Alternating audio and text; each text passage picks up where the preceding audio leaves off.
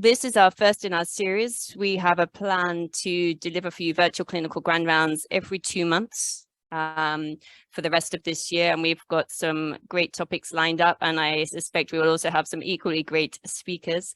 And for those of you who haven't been before, these virtual clinical grand rounds, they're part of a collaboration between the UK and the Ugandan government's UK-Uganda Health Alliance supports that.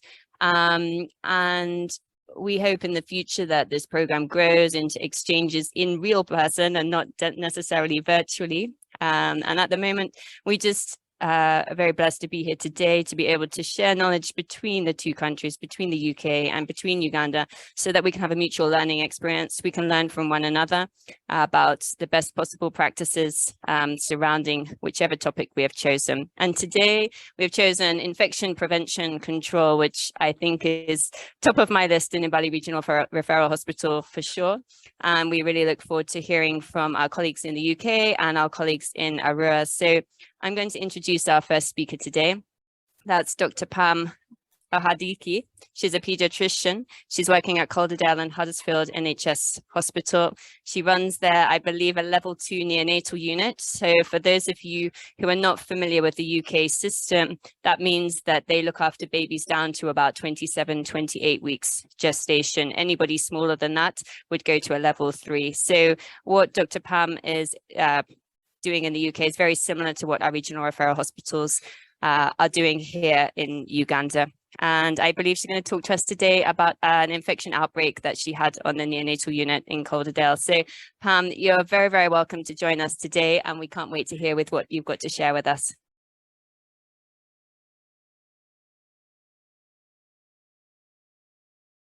So the objectives today, when Joe and I speak, are going to show how we changed our practice as a result of a serious incident. So the infection outbreak we had was considered a serious incident, and how we dealt with it and how we changed our practice as a result. We want to show how communication and multidisciplinary team working was essential to the change. So it involved not just the team on the neonatal unit, it involved working, discussing with the other tertiary hospital, our microbiologists and our infection control nurse and the estate team that came to do the cleaning. And the most important message would be that we ensured that staff and parents washed their hands effectively, and this has had a significant result on our infection numbers. So this, I haven't done it in the template that was sent to me because this isn't about an antenatal problem causing a neonatal problem. And what happened is we had a baby who had come from a tertiary center who had routine swabs and had come positive for serratia marcescens on routine screening. And we eventually had an outbreak within the neonatal unit, and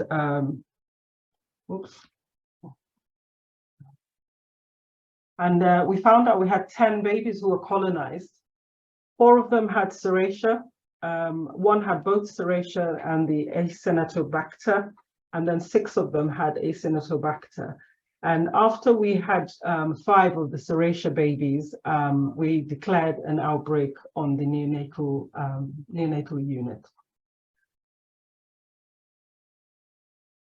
So this is just a little background for those who need it. It's a gram-negative rod found in water, and it's just where it's found is relevant to how we had to deal with what we had to do. And it can be resistant to antibiotics and can cause infection in essentially vulnerable people like the neonates. And it's difficult to find a source, but if you improve your transmission from good hand cleaning, then it reduces the spread from one baby to another. And then Acinetobacter, very similar, is also gram-negative, found in the environment, including drinking and surface waters, sewage, soil, and some foods. And can cause these different infections: pneumonia, bacteremia, wound infections, UTIs. And again, neonates are one of the groups that are vulnerable to being unwell with these illnesses. So As a result of this, we had to swab the babies twice a week. We had to change the way we swabbed. We did enhanced swabbing. So before we used to just swab the nose, groin, and axilla. And we did enhanced swabbing, which meant we had to include a rectal swab and a throat swab. And we had to do this twice a week. We had to swab our air conditioning system. The estate agents had to test our water because our hospital is not owned by the NHS, so it's run by a separate company who own the building. So we had to, they come in regularly and would test the water for both the two bacteria that we got. We even had a previous, was it Pseudomonas we had? The Pseudomonas thing, and they had to put a filter on the tap so that they could filter the bacteria.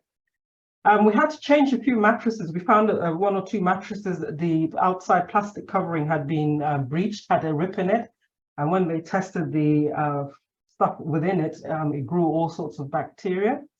One of the mattresses changed was the one on the resuscitator that was present in the maternity theatre. And when that was swabbed, it was also grew all sorts of interesting things. So we changed that mattress. We looked at our staff training compliance. So having we call it ANNT, which is just a way of preparing your cannulas, if you're going to put in a line, preparing how you're going to take blood, etc. You'll have to have a mandatory training, and it's considered mandatory training within the trust. But our numbers were okay. They were in the 70s, but could have been better. And also, we used to do it only once every 3 years. That has now been changed, and it has to be done every year. And someone is employed, someone looks at the numbers closely, and we're emailed when we're found to have breached it and reminded to do it. We also have the issue about trainees moving from trust to trust. And despite the efforts of the medical education department trying to get a sort of passport, so it shows that they've had the training in another trust when they come over, and so they move every 6 months. This hasn't been possible, so they still have to do it in another trust, and that kind of reduces the enthusiasm to do it, but they do have to do it again. We used a company that has a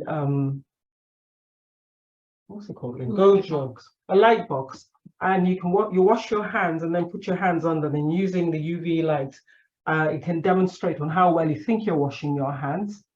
We moved our signage about hand washing that used to be quite low down under the towels and the pumps, soap pumps on the wall, and we raised it to eye level so that people can see it and then use the soap or gel appropriately. We, at the time, had to write to parents. We were open about what had happened, and we informed them about changes we had done in terms of the swabbing, and also to inform them about the importance of hand washing themselves and teaching them how to do it properly and ensuring they did it. And then the other thing we did is that the estate team had to come and clean each and every room one at a time thoroughly, and that meant lighting, taps, everything with hydrogen peroxide, and we had to do that to clean everywhere. Took some time and some organization, because you had to move incubators and all sorts of things.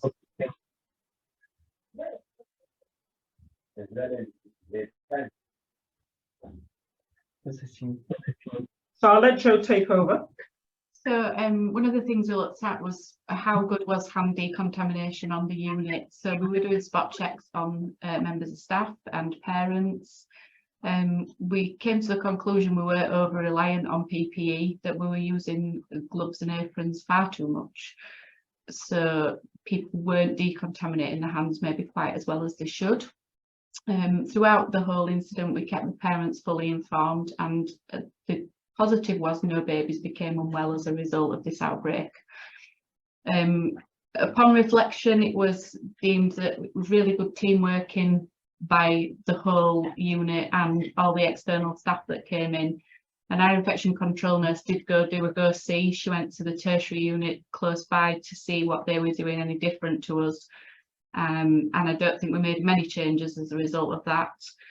And the last thing that we did is we produced a poster for the staff about PPE and hand hygiene dependent upon what infection the babies may have, which was a pictorial guide. So there was something there for people to just visually look at. This is the poster that we did. So it was just broken down into several sections of if babies had an infection, if there was no known infection, if it was respiratory, or if it was a contact precaution. It's put down the confusion over what we should and shouldn't be wearing for certain procedures. Our infection control guideline was amended to include serratia in there so that the staff had got some information about that as well. As Pamela said, we changed the frequency of our ANTT training to yearly, and staff were encouraged to challenge each other, visiting staff and parents, about the hand washing and the ANTT procedures. One of the things we did have on the ward was bladeless fans, but they became a recommendation by the NHS England that they weren't actually deemed appropriate for use on a neonatal unit or within the hospital actually. The other thing we did was keep an eye on the training of the temporary staff, so doctors rotating, student nurses, student midwives. And one of the things we've been looking at is the baby world, where you have a space within your intensive care and your equipment stays there with the baby. So there's no moving around and contamination between patients. And at the end of all this, there was actually no source found as to where serratia and the Acinetobacter had actually come from. So thank you for listening. I mean, the outbreak proves that the simplest and cheapest thing is the most effective, and it's all about hand washing. A lot of trusts in England do have rules about having sleeves above the elbow. I don't know what the evidence is about that, but I think in a neonatal unit where you're always washing your hands in between patients and examining from one baby to the other. As a result of another outbreak we never used to wear gloves examining babies, but now we have to wear aprons and gloves between each patient, and obviously wash your hands between the patients as well. I'll stop sharing now so we can ask questions. Thank you both very much. It's an excellent presentation, and I for one have already learned a lot about what we can try and implement here in Mbali. Can I ask about the light box? I guess maybe I just describe it a little bit more. I obviously have had the privilege of working in the UK, but you can wash your hands with something that shows up under UV light, put your hands in underneath it, and it will tell said person, mother or healthcare worker, where they've missed to clean on their hands. And we all know those notorious places that we forget to clean. And it just made me think that I've never seen that done in Uganda. And I wonder whether that would be a really good place to start, at least here in Mbali, and possibly for a lot of the other people here in Uganda on the call. Could you just tell us a little bit more about it and how useful you found that, and how you think that might be able to help us over here in Uganda? And if anybody else, just whilst I'm doing that, if you just want to type if you're shy, type your questions in the chat box, or you can also raise your hand. I think it's useful to demonstrate to people who think they're good at doing it, that they're not as good as they think, and to show them that I don't know if you have the posters about the best way to wash your hands. So we've got those everywhere. And sometimes you see a parent watching and they're watching the staff member to see if they're doing it as well. So we have those posters above every sink as well, about your palms, its fingertips, your thumbs as well, and into digital as well. So we have those above the sink. I don't know if it was a hired machine, but I can inquire from the infection control, because they bring it on and they do these things anywhere in the hospital, and get you to look and see. And then it kind of amazes some people that, well, I'm actually that good at washing my hands. That's great. There's a comment in the chat from Dr. Kath, really good example of how simple measures like hand washing can make a big difference, and that the whole team and parents are involved. I think that's key. I mean, you opened your presentation highlighting the importance of a multidisciplinary team there. Don't know if anybody else has any other questions. Please feel free to raise your hands or type in the chat box.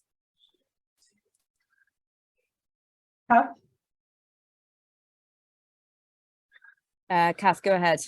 Yeah, thanks very much, Pam. That was a great presentation from both of you. I was just saying that one of the things that we found when we had lots of infection was to try and limit the number of people coming onto the baby unit. I think we're surprised the traffic of people that come through, and so we actually stood some in whether they be, you know, a different medical person to make sure that they actually are engaged in the hand washing as well, because I think we're surprised there's a huge number of people walking around our babies. So I think it's about having a safe space around the baby when they're on the unit, but trying to stop the number of people that are walking backwards and forwards, because that also spreads infection. Yeah, so we had to change our visiting policy a little bit. And also, it's about the spaces you have around your cots, if you have the luxury of doing that. But there is actually even guidance on the British Association of Perinatal Medicine about how much space you should actually have around the cot. We have we call her a housekeeper, that's just a term for her. She does a lot more than that. But if you see her clean an incubator, it's very impressive the way she can strip anything down. And she's in charge of cleaning everything when patients leave, so that for the next patient that's can be used. Great. I think I saw someone called Patrick with his hand up. Patrick, did you still want to ask a question? If not, maybe whilst we wait for Patrick, I could ask another question. So at least here in Mbali, we don't have a passport for doing cannulation. We do try to restrict the junior staff not to have too many attempts. We use alcohol to prepare the skin before we cannulate. I would just be interested to know, we also don't use examination gloves. Often supplies are a challenge for us in Uganda. I was just wanted to ask you, what is your procedure for putting in a cannula? Do you go as far as using surgical gloves, examination gloves? How do you prepare the skin? Thank you.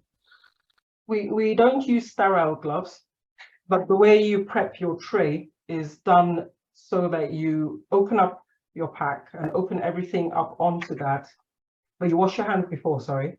Put on your gloves, open up your, we have a procedure pack. I mean, you don't have to use a procedure pack, but it's actually in a packet separate. So everything in there is probably sterile. And it comes with a tray, a few pieces of gauze, a towel you can put under the limb you're cannulating if you don't want to mess up the place, and gloves as well, sterile gloves in there. But you don't have to use sterile gloves for a cannula. And then some people would take off the gloves they put on then to open everything out and put on another pair. It's not necessary to do that. But the key is opening your cannula from the packet onto that thing, opening everything you're going to use onto that one tray that you have. So it's not, you don't necessarily need sterile gloves for a cannula. And we use hippie scrub to clean the skin. That comes in little sachets. And it's quite dilute as well. We don't use alcohol on the creme babies, no. That's great. Thank you, Pamela. I can see Owalabi, you have your hand up. Go ahead. Yeah, I was just going to ask regarding the Serratia outbreak that you had in terms of the contamination. I don't know if you can hear me. In terms of managing the outbreak itself, do you have to do some contamination for the babies who are positive swabs? You mean like the washes used for MRSA? Something like that, as like decolonizing? No, we didn't. No, we didn't have to. Yeah. Oh, okay. Thank you. There's a comment from Molly in the chat. Another thing is that some neonatal units have fewer equipments and you find more than 2 babies in a baby warmer, and that can see infections being spread highly. Yeah, Molly, I agree. We have a strict rule in Mbali that only siblings, that's twins and triplets, go into the same cot, but it's a huge challenge across Uganda trying to find enough space for the babies that we bring in. So actually having space between the cots is another matter for us in Uganda. But I think, Molly, we just have to try our hardest within your unit. As an example, in Mbali, we keep the preterm babies on one side and the term babies on another, assuming that the preterm babies come without infection primarily, and the term babies come with infection primarily. And we try and keep the two separate. Obviously, in the ideal world, we'd have outborn and inborn as well, but I don't think any of us in Uganda have space to do that. So I think, Molly, do the best you can, and try not to let those babies stay in the same bed. We don't even have the right space around bed, so yeah, it's a challenge. It is a challenge. Great. And sorry, I'm going to say the brand. It was a Dyson fan, and everyone thinks the Dyson is the be all and end all if you can afford to waste a couple of £100. But that was proven to have it to what's the word now I'm trying to use? Incubate infection within the system because of the way it works. So the whole hospital had to throw all the Dysons they bought and go back to bladed fans.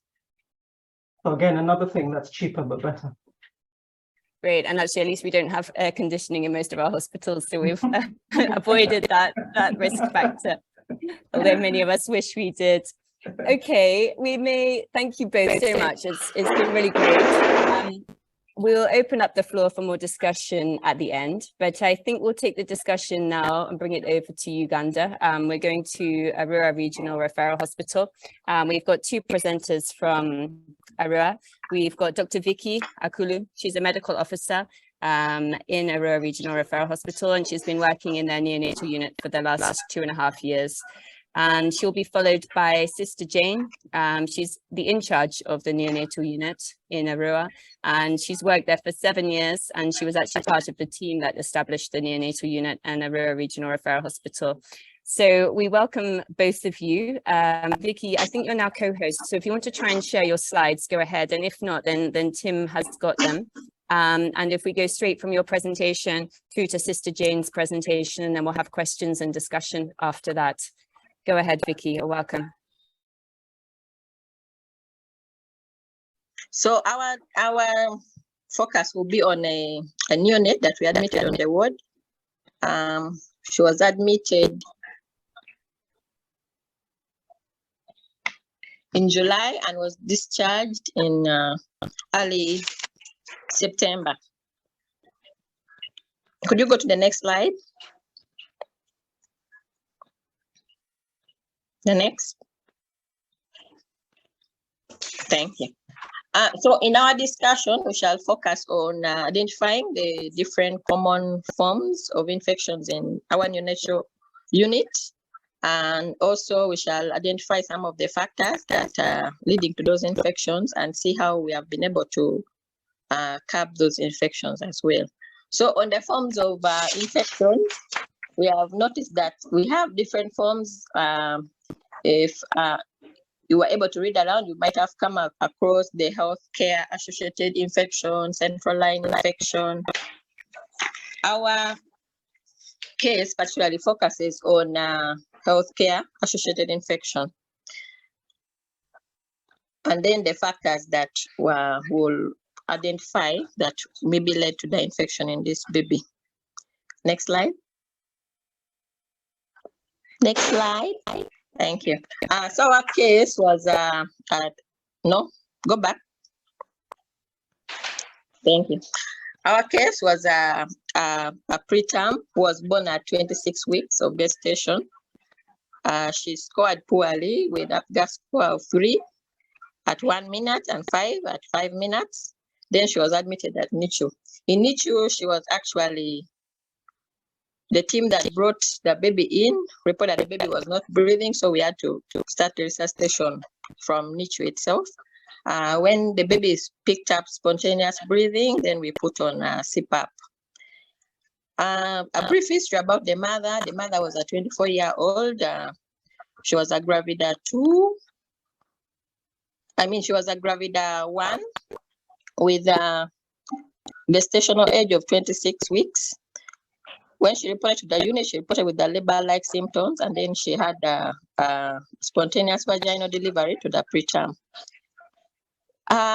Obstetric history, she had attended antenatal, though she started at 12 weeks. She had attended 3 times, and she had received the routine antenatal care, that is the IPT, the ferrous sulfate, but she also reported that she had been treated for UTI on 3 different occasions.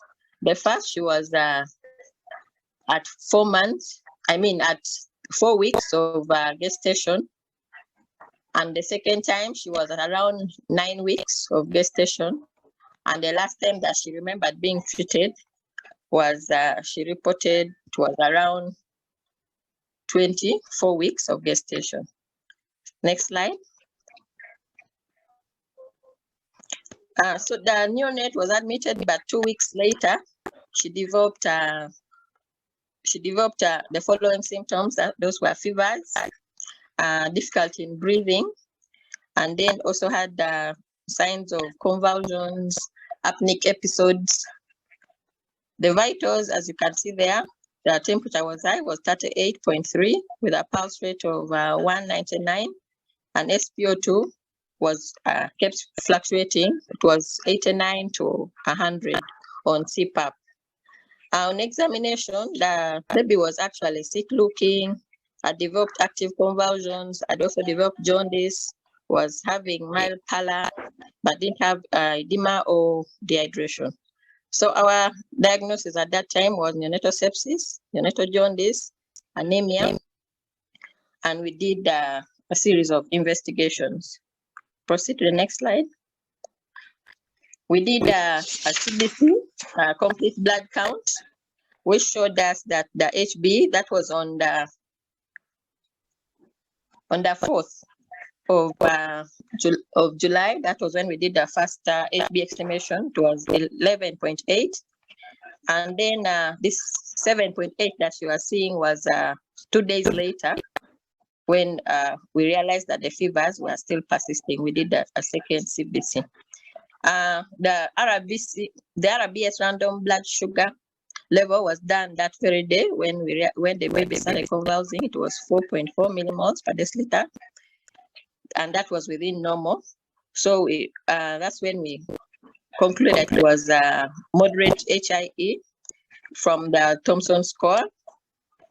We also scored the child because he had a low APGAR score. And then we proceeded to give antibiotics. You can go to the next slide. We proceeded to give the antibiotics. As you can see, the child was already on oxygen via CPAP. We gave phenobarbital to manage the convulsions because we realized it was from infection since the blood sugar was normal. We were on antibiotics in Arua. We are using ampicillin and gentamicin. So when the two are not, when the child's condition worsens, usually we just, if we're able to do further investigations, we do. The key investigations that we are able to do on time is usually the CBC. So when the child's condition was worsening, we changed to cefotaxime. As you realize, I said also developed jaundice, so the child was also put on phototherapy. And we also transfused the baby when we realized that the HB had dropped to less than 10 grams per deciliter. And we also started the baby on syrup of Imafort. Okay. Next slide. Yeah, that was really briefly about that baby. She spent, it was a baby boy. He spent close to 1 month with us. Was admitted on 30th of July and then was discharged on 1st of September. We have been following up the baby in our KMC clinic and is doing well. You can continue to our strategies of infection control in NICU. The next slide.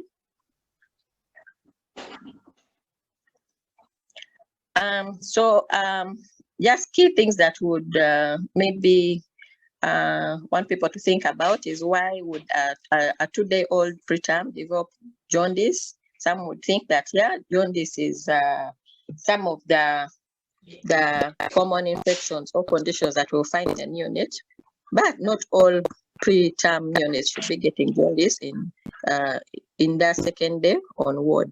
So we're relating, could it have been that infection, cross-infection from labor ward? It was to trace back down to the labor, how labor was handled, if there was any cross-infection during the delivery. Then the next one was our most important things that we usually do for our preterms, because we noticed that they're the ones with a lot of it. Hello? Could that person mute their mic? I'm getting some interference. Yes.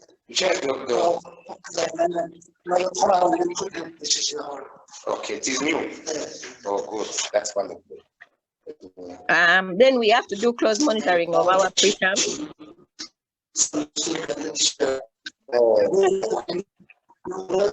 Just trying to work out who that is. I can't. Professor Martin. Professor Martin. Professor There's a Martin. lot of interference.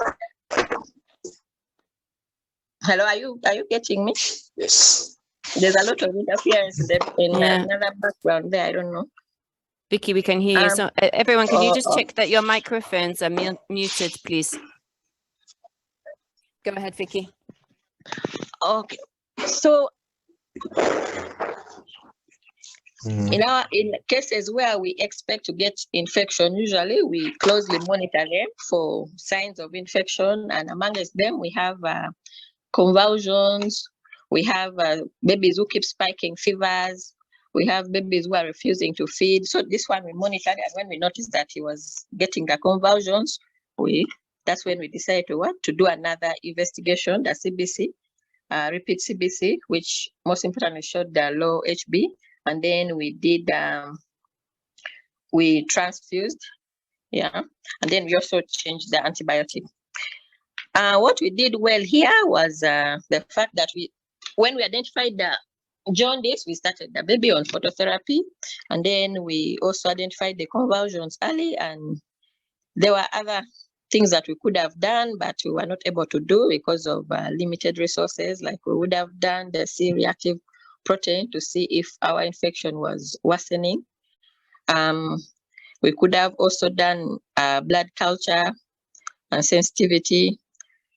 There are a series of other investigations, but as maybe Sister Jane will highlight later, the situation we have in Arua Regional Referral, it's something that you have to work depending on how the patient really presents. Okay. Can go to the next slide. Team. Thank you. So on our infection prevention and control, basically we are doing physical things like hand hygiene. We encourage both the staff and caretakers to perform hand hygiene. We have like 2 things on the ward where we do, one is for the health workers, then one is for the caretakers. So you find that the place is too crowded, and you have to use what is available. KMC, we have also integrated it in our care package. It helps us actually to closely monitor our patients, like I told you earlier, that patients babies that we are expecting to get complications, we have to involve the mothers also in monitoring the patients. We have already challenges of staffing as well. Use of devices. Previously, we didn't have enough CPAP, even the incubators, but of late we have those that have been given to us by UNICEF. Then the organization of the ward, Sister Jane will highlight on that. We organized our ward to separate the preterms from the term babies, but due to staffing, we had to make some changes so that we are able to attend to the preterm. So we kind of put them in the same room so that we are able to identify, to monitor the ones who are convulsing, the ones who are not feeding, the ones who are vomiting in time. Studying, like I said, we should highlight on that, why we had to do that and how it has helped us. Improvement in staff-patient ratio, we tried when we had some fundings from some donors, but at the moment we are just trying to work with the staff that we have.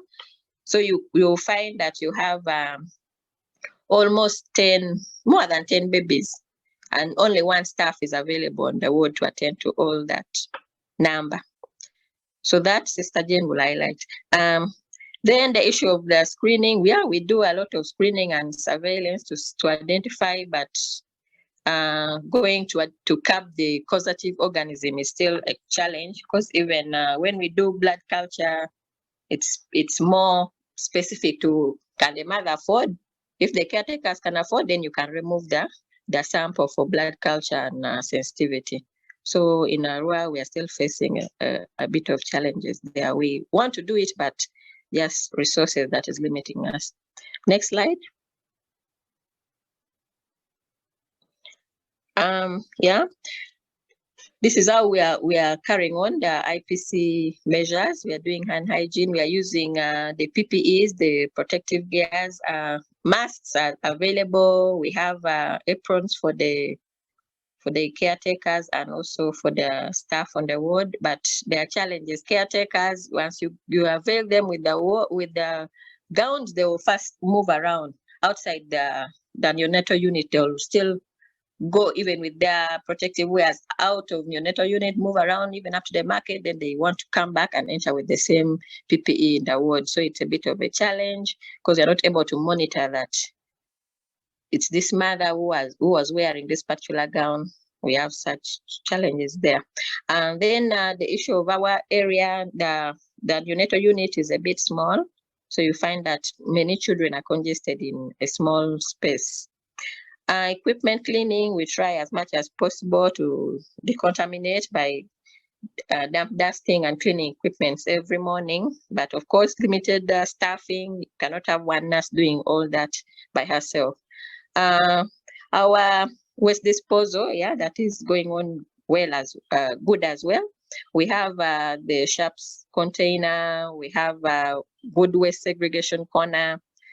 Yeah, that is being handled very well by the staff, and then the attendants have to keep reminding them. For the attendants, since sometimes we have challenges with them wearing the gowns that we provide on the ward, we usually encourage them to just come with as limited amount of clothes as possible. If you're wearing a dress, that is the only thing you enter with. If you were wearing a cape when you are outside coming to the hospital, you have to remove the cape from as you're entering the neonatal unit. Then we have, of course, we have our admission criteria to help guide us on which babies to admit on the wards so that you are not over-congested. Where we have the extremely low birth weight, the very low birth weight, and then different categories of babies.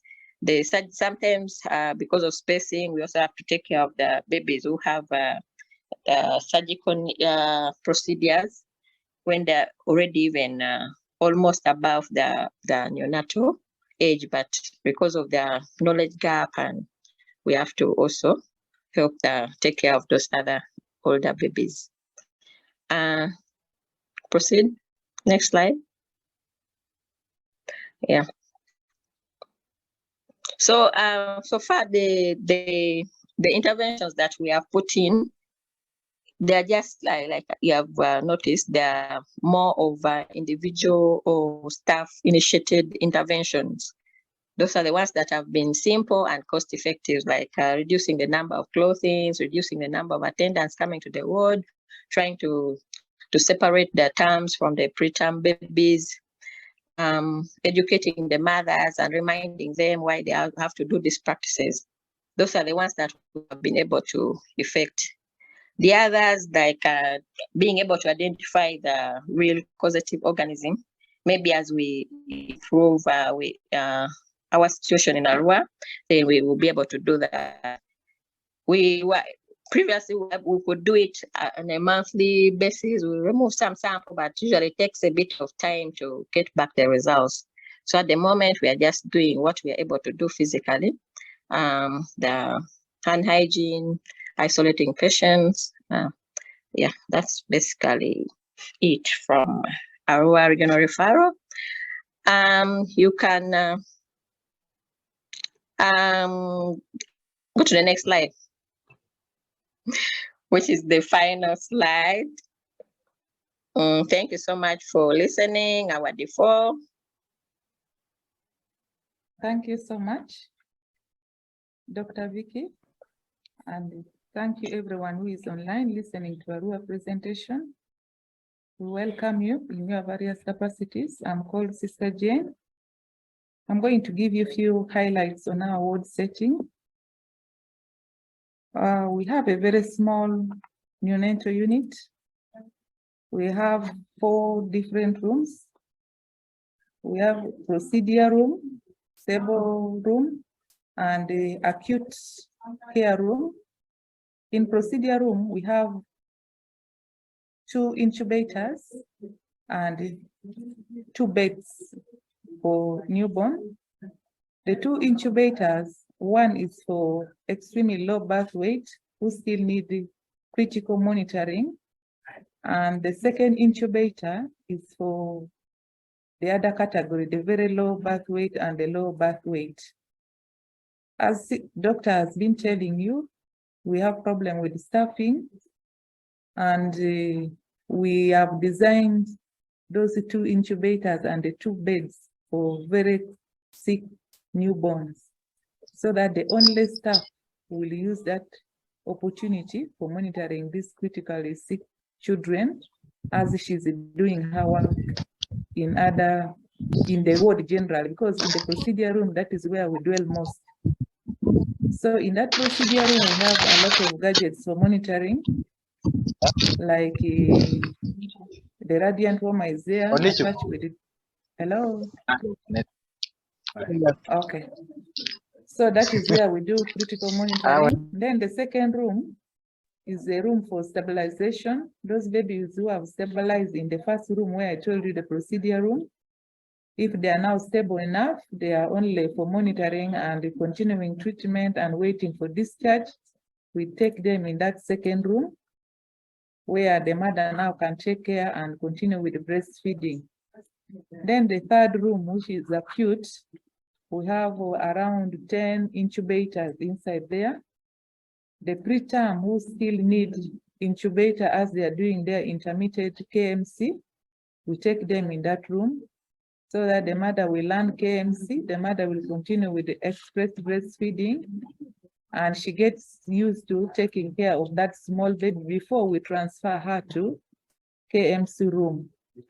It is not a room, it is a corner, KMC corner, where now we give the responsibility of her to take care of her baby fully. We have our neonatal connected to postnatal ward. You enter postnatal ward and you go to neonatal. At the doorway is where we do screening for whoever is entering, just because we want to prevent infections. Like doctor told you, if a baby is born, everyone wants to go and see, but this time this baby is either very small or sick. So we restrict number of visitors by asking at the doorway, who are you? Where are you going? What do you need? If you are a mother, you have to remove excess clothes, you have to hand wash or hand sanitize. Then we tell you what the don'ts and the do's of the unit, and we allow you in for that time to take care of your child or to breastfeed or to do whatever is necessary at that time. Then after that, we allow the mother go out and we leave the sick newborn inside with the nurses. Then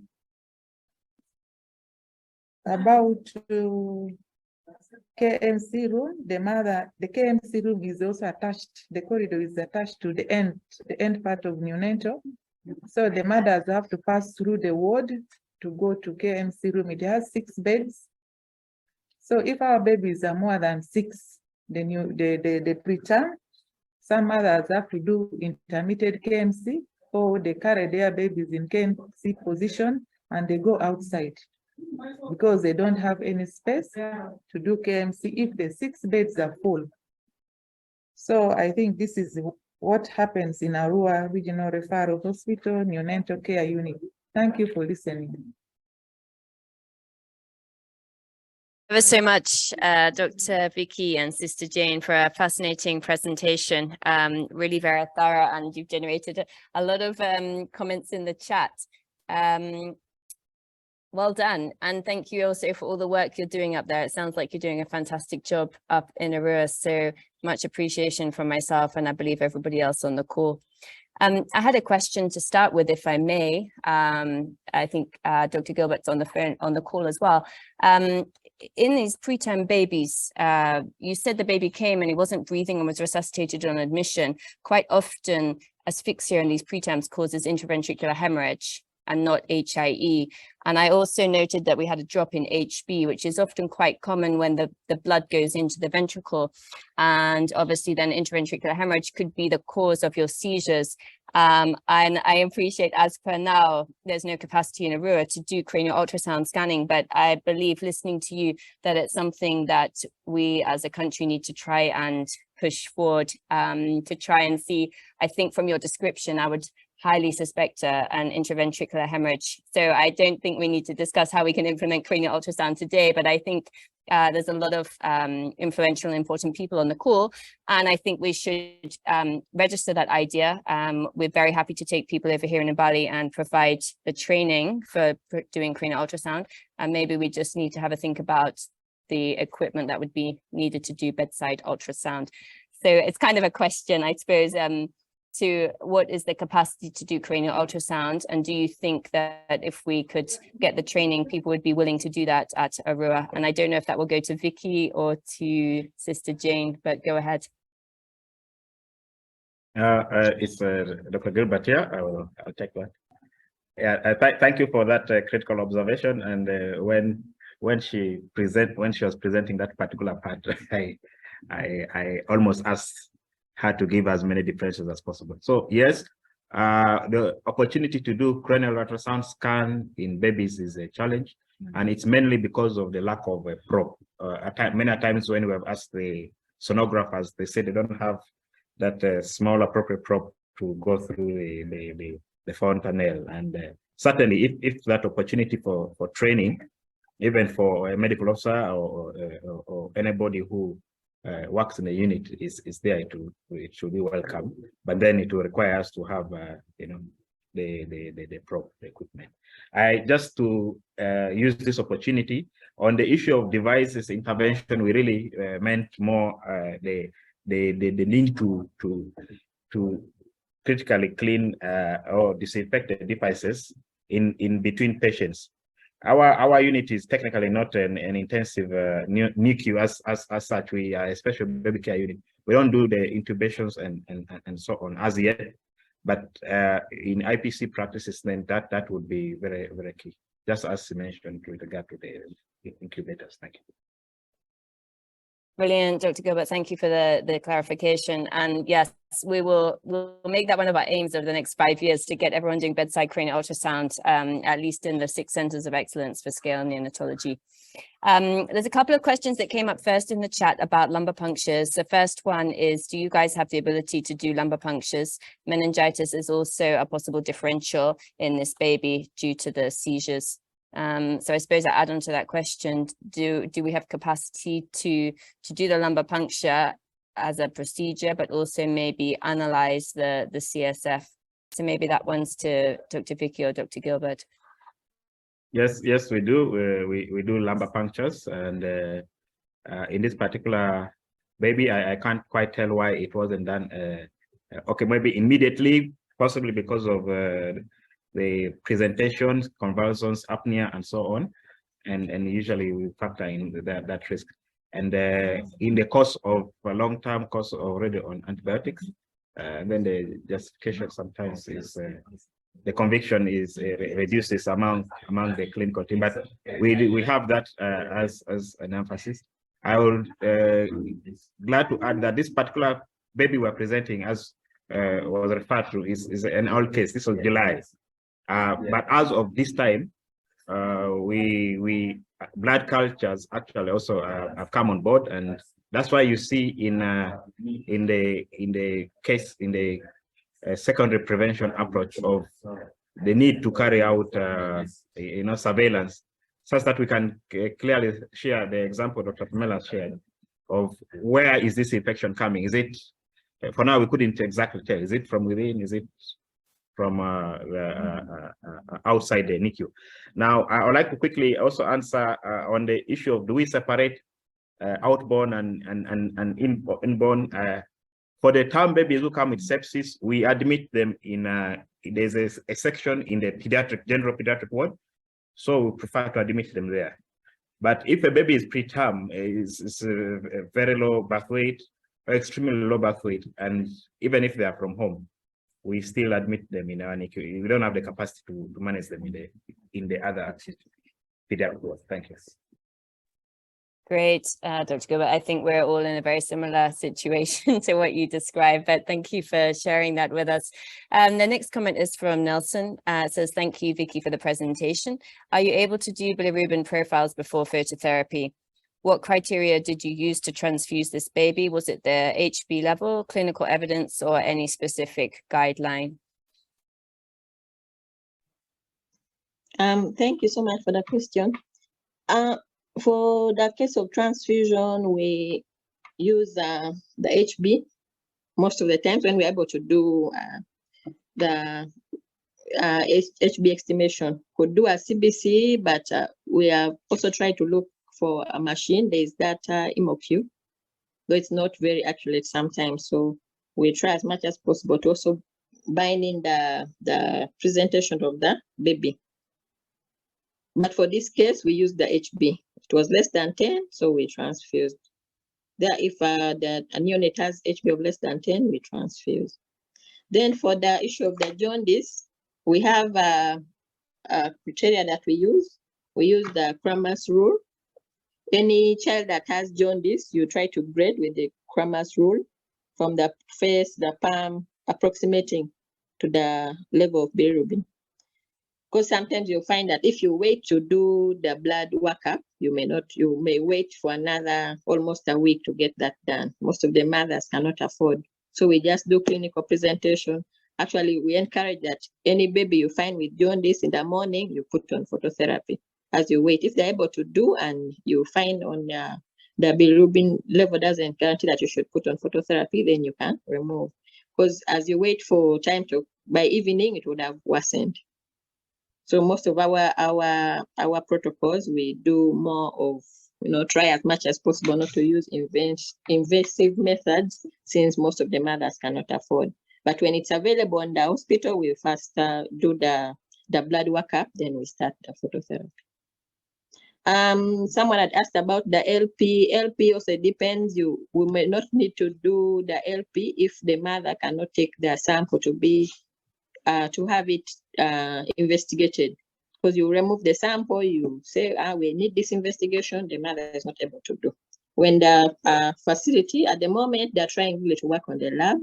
So we remove, you first actually discuss with the lab person that, hey, I'm going to bring a sample for CSF. Are you able to work on it? Then you remove the sample and you take there.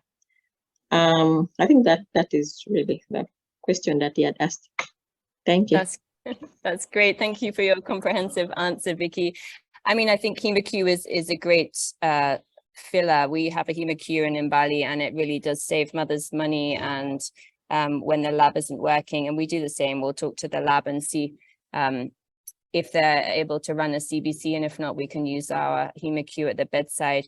I think the other key challenge that possibly many of us have here is that the liver function tests, which is checking for our bilirubin, require a huge amount of blood. At least for us in Mbali, needs 2 mils of blood, which is a huge amount of blood for these small babies. So I think moving forward, we need to try and advocate for bedside bilirubin testing that can use a capillary sample, and it's available, and that would be done in real time, Vicky, and it would save us waiting till evening time to start phototherapy. But yeah, I agree. I think most of us use the chromosomes. Fantastic. So there's another question from Julianne, and it's very similar to the things we've been discussing, but I'm just going to jump to the end of your question, Julianne, if I might, because I think most of it has been answered. But it says, how is the neurological state of the child now? Do they have any sequelae? So maybe to just go before that and say, what is the ability, or how do you follow up these babies who are at potential of neurodevelopmental impairment, or is that not currently possible? And if so, then maybe which babies do we need to follow up?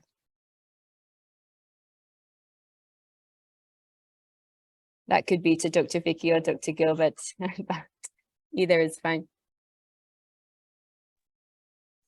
Well, I was hoping Vicky would be answering that very interesting question, because I like the way she concluded, and And I was going to say, wasn't that too premature to say the baby is actually being so we follow up all the low birth weight babies in a premature clinic. We follow them up until they make 2.5 kilos, by which time we win them off the KMC, and then start to do monthly follow-ups after that up until they are 6 months, and then also 3 monthly until they are a year of adjusted age. During the follow-ups, we also liaise with the ophthalmology team. They are able to help tell if there have been complications, and also the ENT. In terms of, for those, of course, in this we do neurodevelopmental assessment and so on. Now, if we find those who have neurodevelopmental challenges, I'm afraid there's not much as we are able to do here in Arua, because we don't have the other specialist areas of occupational, speech therapists, etc. So we are unable to support the mothers on basic counseling, and for those the older ones who maybe have sequelae of HIE, etc., with gross motor problems, we support them with physiotherapy and education and counseling in that line. And then look out for complications like epilepsy and treat that. So now that's what we are able to do at the referral. Thank you.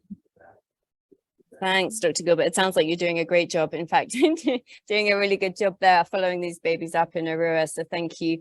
There's a comment from Dr. Kath saying, thanks for a great presentation and highlighting the issues that we're all facing with infection. Another one from Nelson Akela. Thank you, Pamela. I've noticed your interventions are high-tech.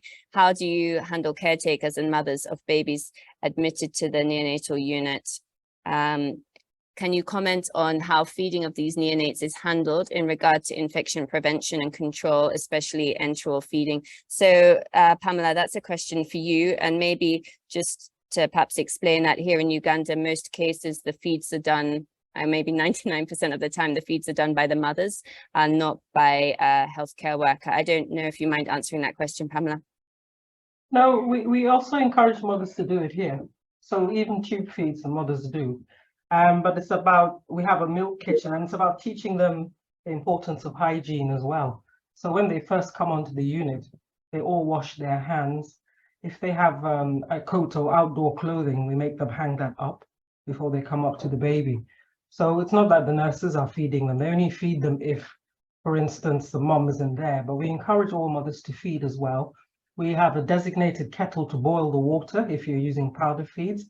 Admittedly, we are more likely to use the made-up bottles. I don't know if you use more of the powdered fields, but there's a dedicated space to do that. And we really try and teach them all the time the importance. And it's about someone keeping an eye on them. When you see them doing something wrong, remind them, this is what you need to do. And we keep, everyone is given, it's about the power of challenging everyone. Even a consultant being challenged by a junior doctor or a nurse or a parent. And that's what we've done, we've had to do to maintain the hygiene we have on the unit. Great, thank you, Pamela. Next comment from Inosa. I come from Arua. There's a big problem of space. The numbers of preterm babies can be overwhelming. He's passing on his thanks or her thanks to the team. They're very few, they're very hardworking. So I think that's come through very well in the presentation. So again, appreciation from all of us of the hard work that's going on in Arua Regional Referral Hospital. Dr. Pamela, that was your response. So to Sime, thank you for the unit overview. I think this is to Sister Jane. What is the average number of babies admitted per day there? Sister Jane, and maybe to add on to that, what is the average number of babies within the ward at any one time? Okay. Yeah. Thank you so much for the question. The average admission for the babies is about 140 to 150. That is average, but we have ever reached 200. But that is per month. But in the ward per day, we can have average of 30, although we have averaged 50 and 40s, but at least 30 average daily. Thank you. Thanks, Sister Jane. So you've got 30 patients on the ward at any one time. And how many nursing staff at one time? Yeah.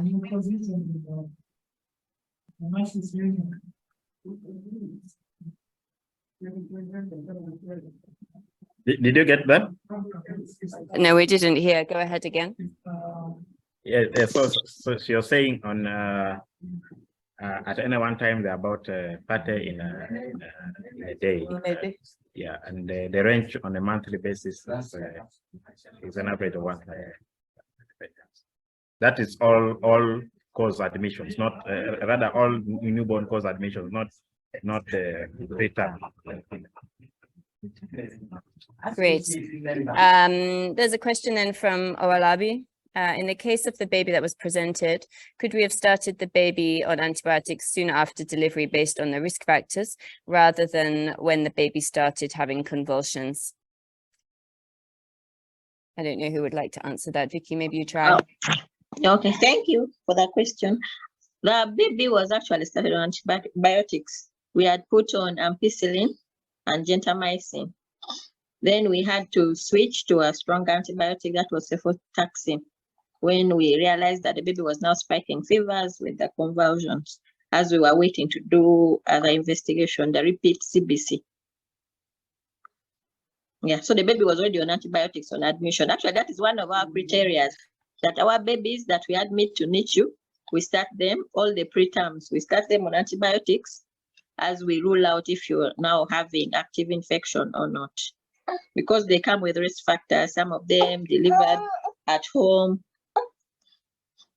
Okay, thank you.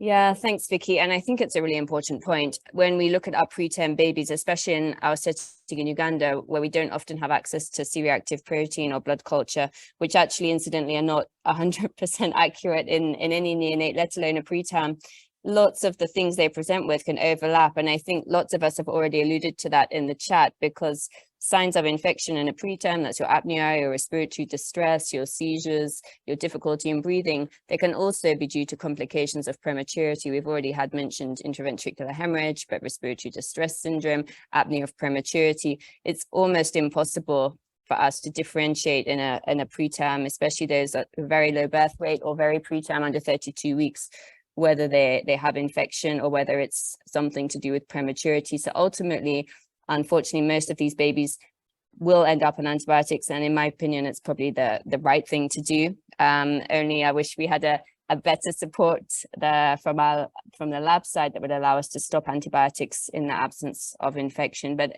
it sounds to me, Vicky and Gilbert and Jane, that you're doing exactly the right thing up in Arua.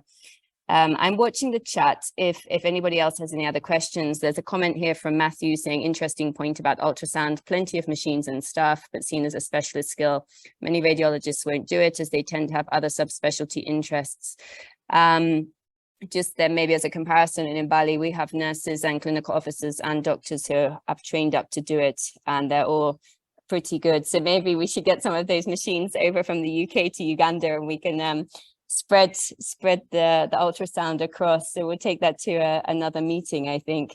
I can't see any hands up in the chat, but maybe we've got another 15 minutes before we close the meeting, scheduled to stop at 4:30. Please do feel free to drop off if you need to.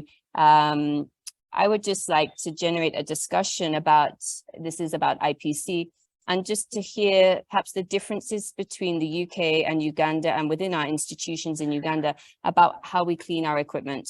There was a relatively recent paper from Malawi that found that the biggest source of infection in the neonatal unit was the oxygen cannulae, the oxygen tubing for delivering free flow oxygen.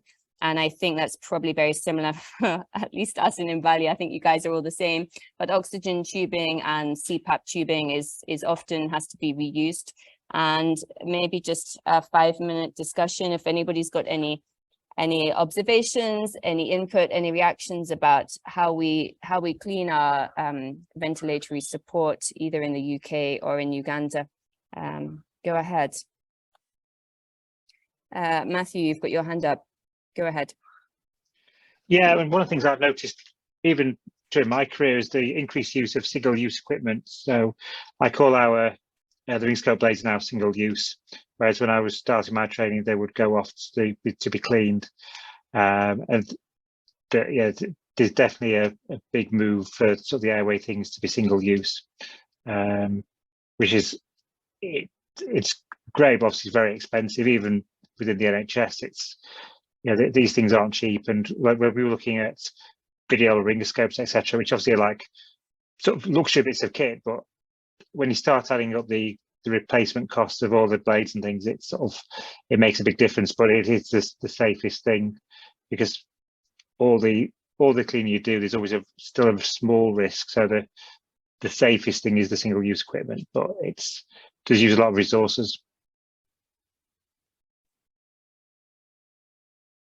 Thanks, Matthew. Yeah, I mean, I think we should all aspire to do that. Unfortunately, it's not always possible. Does anybody else have any experience from their sites about how they use single-use oxygen or ventilatory equipment, or how do we clean our things?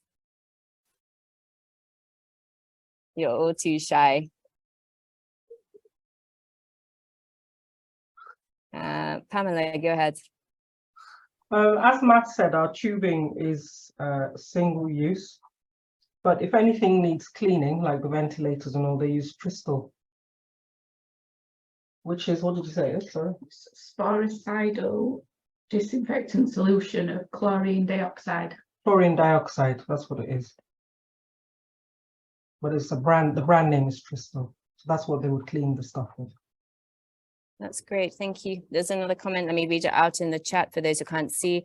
It's from Aranya Papa. Hello, I'm a post-CCT fellow in the neonatal unit of Leeds. So for those who don't know, that means consultant. Such an amazing initiative and so inspirational. Well done to those who've organized this program. My main question would be around parent involvement, especially with nasogastric tube feeding and training. Are you supervising parents on a number of feeds first before they become more independent? And do you have a gestational cutoff for parents with NG tube feeding? I can start from Mbali. We teach them once and then we let them get on with it. We often have one nurse looking after up to 110 patients at any one time. So we just don't have the capacity to allow the nursing staff to do the feeds. They're already overwhelmed with resuscitations, cannulations, treatments and fluids, but that's just one site in Uganda. I don't know if, Vicky, did you want to respond to that from your site in Arua? Do you have the capacity to supervise parents for their first initial NG tube feedings, and do you have a gestational cutoff? Hello, thank you so much. We have been first, before you pass an NG tube with baby, you have to cancel the mother, because many times if you don't cancel them, immediately you insert an NG tube, the mother would remove, thinking the baby's condition is getting worse. So we start by canceling them. After accepting, then you pass the NG tube when the mother, in the presence of the mother. Then as you are passing, you keep telling her the end goes up to the stomach. Where you have put a mark should stop at the side of the nose. In any case, you see it more than where it's supposed to be, you know that there is a danger. And when you're feeding, you are supposed to feed with the syringe ABC. You keep talking to her at that time when you are passing the NG tube. And for the first time, you have to monitor her, how much feeds she's giving to the baby and how is she giving it. And you don't forget about the IPC. She should always be clean. And here in Arua, we give them the cups for measuring how much milk they are supposed to give the babies.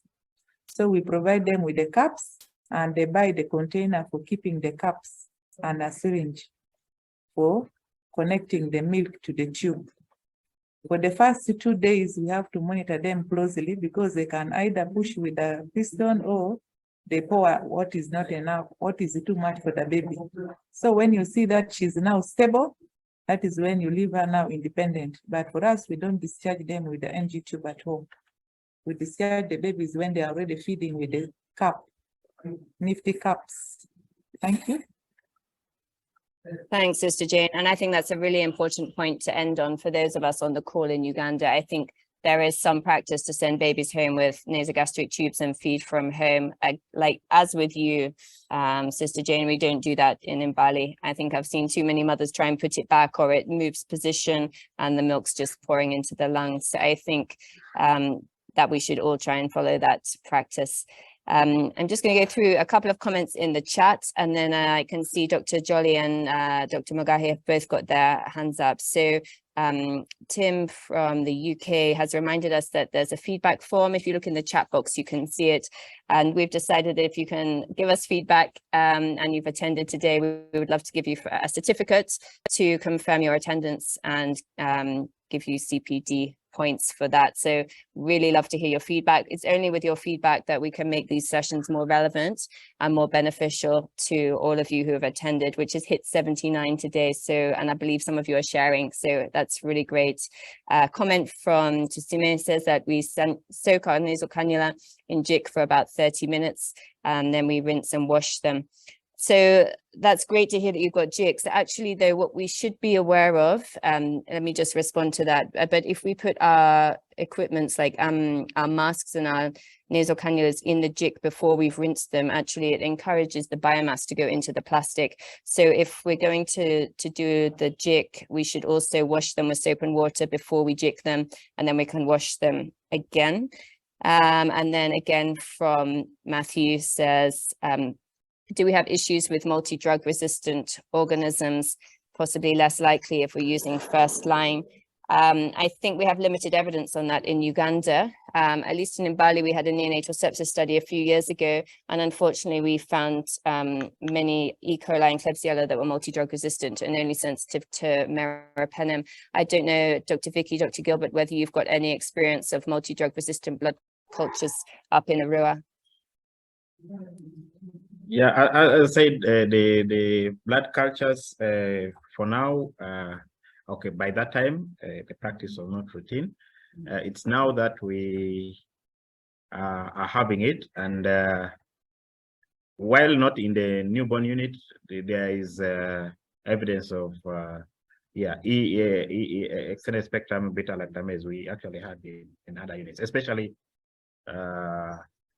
postpartum sepsis cases, and then this we're afraid often may cascade to the newborn. Yeah. That's great. Thanks, Dr. Gilbert. So we would love to take a screenshot of everybody on the call as we reach the end. So in a couple of minutes, we're going to ask everyone to put on their videos briefly, and we're going to take a screenshot of everybody who's managed to join this fantastic call today. Just before we do that, I'm going to take the last two questions in order for us to keep time. So Dr. Jolly Nankunda, please go ahead. Thank you very much, Dr. Kasi, for moderating this.